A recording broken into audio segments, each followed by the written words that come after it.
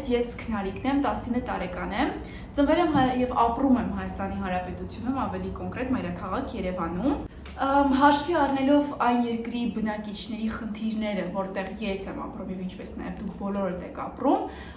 այն թեման, որի մասին ես կխոսեմ, կարող է թվալ ճակերտավոր ասած բավականին անլուրջ եւ անտեղի, սակայն կարծում եմ, որ խոսելով այսպիսի տաբու թվացող թեմաների շուրջ, մեր ներքին խնդիրները կարող են ինչ-որ մի ձևով լուծման իրենց սկիզբը հայտարարել։ Այսօր ես խոսելու եմ մի կոնցեպտի մասին, որը կոչվում է body image, թարգմանաբար մարմնի պատկերի ընկալում եւ իհարկե միանշանակ սեփական հետազոտությունների, ոչ մասնագիտական հետազոտություններից հետո ես հանգեցի հետեւյալ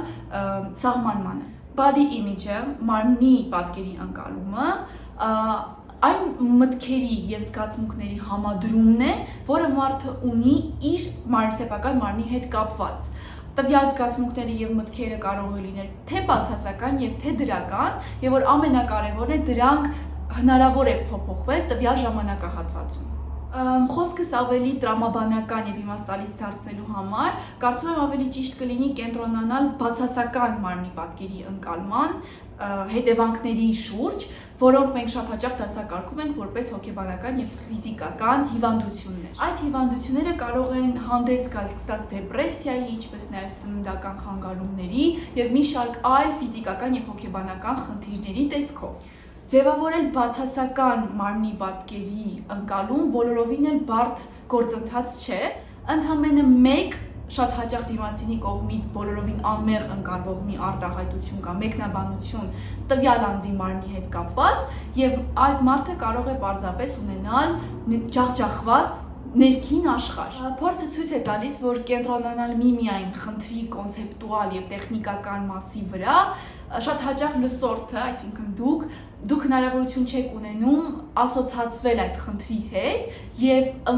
այդ իսկ պատճառով էլ կարծում եմ, որ ճիշտ կլինի այս խնդիրը նկարագրել սեփական պատմության եւ շատ խիստ անձնական մի պատմության հողի վրա։ Կուզեի սկսել պատմությունս հիշեցնելով այն կարևոր փաստի մասին, որ մեր մարմինները ենթարկվում են անվերջանալի ինչ-որ մի փոփոխությունների։ Հասնելով սեռահասունացման տարիքի, թե կանանց եւ թե տղամարդկանց մոտ հորմոնալ փոփոխությունների պատճառով միանշանակ տեղի ունենում այդ գրոտեսկային մարմնական ալտերացիաները, օրինակ մազածածկույթի առաջացմամբ կամ քաշի ավելացմամբ կամ նվազմամբ, մաշկյան հարթությունների տեսքով եւ մի շարք այլ ֆիզիկական փոփոխությունների տեսքով։ Եվ վերջապես փորձելով բացահայտել իմ սեփական խնդրի աղբունքը, տարիներ շարունակ միանշանակ փնտրելով այն, ես եկա հետեւյալ եզրահանգմանը։ Երբ դեռ ես 10 տարեկան էի, հիշում եմ, որ տատիկս էր ժամանել նահանգներից, ում ես մինչ այդ երբևիցե չէի հանդիպել։ Բնականաբար նա ժամանել էր բազմաթիվ նվերներով, եւ իրեն ուրախացնելու համար ես հագնում էի նվիրած շորերը եւ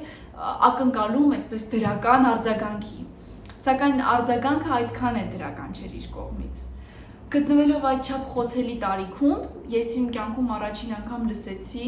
իմ կյանքը թունավորող, մասամբ թունավորող այդ արտահայտությունը, որը կապված էր իմ մարմնի քաշի ավել լինելու հետ։ Երբ դու լսում ես նման տեսակ արտահայտություն քո սեփական մարմնի հասցեին, արդեն թվում է, թե դու չունես կառավարում քո ինքնաանկալման վրա։ Թվում է, թե քո մարմինը այլևս չի պատկանում քեզ, եւ այն դարձել է համընդհանուր քննարկման մի առարկա։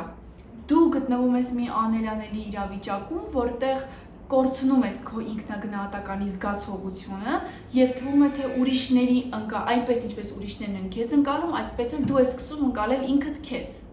Վերոհիշյալ իրադարձությունը սկիզբ է դառնում ինձ համար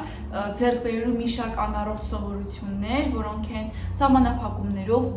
ուտելը, այլ կերպ հայտնի որպես չուտելը եւ օրինակ հետ տալը եւ նման տեսակ վատ սովորություններ։ Ամենասկզբում բոլորը երջանիկ են քո այդ այսպես կոչված հաջողություններով եւ քո փոփոխված մարմնի տեսքով, սակայն քո համար ավելի մեծ դժբախտություն այդ պահին գոյություն ունենալ չի կարող։ Ձևավորված այդ անհավատքը ինքդ քո հանդեպ տարածվում է նաեւ քո անձնական հարաբերությունների մեջ, ինչպես նաեւ պրոֆեսիոնալ կյանքում եւ գրեթե ամենուրեք։ Կարծում եմ չկա այնպիսի մի խնդիր, որը լինի անլուծելի։ Եվ ես կարող եմ վստահորեն ասել, որ ես գտել եմ ինձ համար յուրահատուկ եւ ինձ համար հարմար ֆիզիկապես եւ թե հոգեպես առողջ մարմին ունենալու բանաձևը։ Սակայն խոցելի տեղեր ես ունեմ մինչ օրս, որոնց ջրի երեսաները բոլորովին էլ բարդ չէ։ Միակ խորհուրդը, որ ես կարող եմ ինձ թույլ տալ եւ անել, դա կլինի այն, որ չանտեսել պարզապես այդ բարդությունները եւ այդ խնդիրները եւ անել հնարավոր ամեն ինչ ձեր ուժերի սահմաններում, որպեսզի պայքարել եւ հաղթահարել դրանից։ Միանշանակ մինչ ամփոփելը ես կուզեի անպայման նշել, որ երբ մենք խոսում ենք մարմնի պատկերի ընկալման մասին, միանշանակ մենք նկատի չունենք միմիայն գեր կամ նիհար լինելու այս խնդիրը, խոսքը գնում է նաև դեմքի ընկալման մասին եւ մազածածկույթի հետ ամեն ինչ կապված է մարմնի եւ ֆիզիկական արտաքինի հետ։ Ամենավերջում կուզեի խնդրել մարդկանց եւ հորդորել նրանց չվարանել եւ դիմել հոգեբանի, եթե զգում են նրա կարիքը, եւ որ ամենակարևորն է հիշեն, որ սա ձեր մարմինը ձեր տունն է եւ դուք եք նրա տերը։